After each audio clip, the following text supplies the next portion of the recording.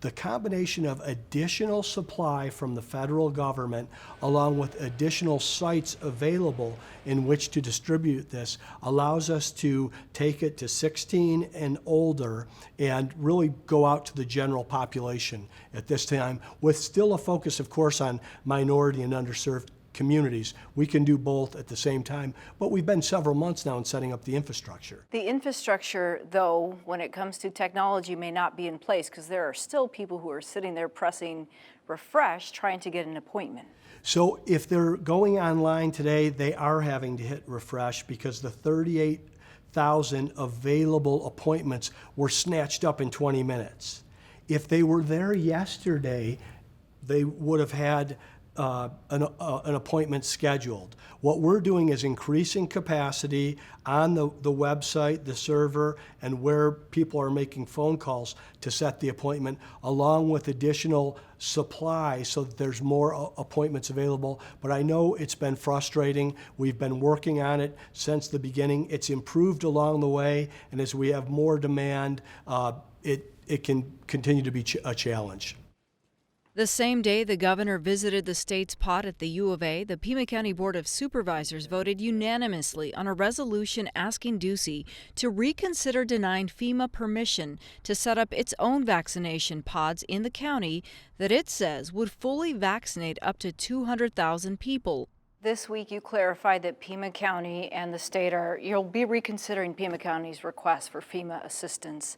Can you give us some insight as to why maybe the request was not immediately accepted early on? Well, what we want to do is get vaccinations out. That's the business we're in, is getting shots into arms. So when you say FEMA, that stands for the federal government. What we need from the federal government right now is more supply, more inventory, more Pfizer, Moderna, Johnson & Johnson. That's what we need. What the federal government wants to do is come and set up an additional site that can only distribute 6,000 vaccines, where the state can distribute 60,000, and they would need our resources and volunteers to staff it. So what we're trying to do is just have clarity so that the federal government understands that Arizona is different than some other states in terms of infrastructure already established, and just gets us the supply available. The last thing on vaccines, there are people who feel miffed by the process because perhaps they had cancer, but they didn't qualify because of their age, and now everyone can get it. What do you say to them about some of the decisions that you and Dr. Christ have made together? Every decision we've made has been around public health for the majority of Arizonans, while focusing first and foremost on those that are in the vulnerable categories.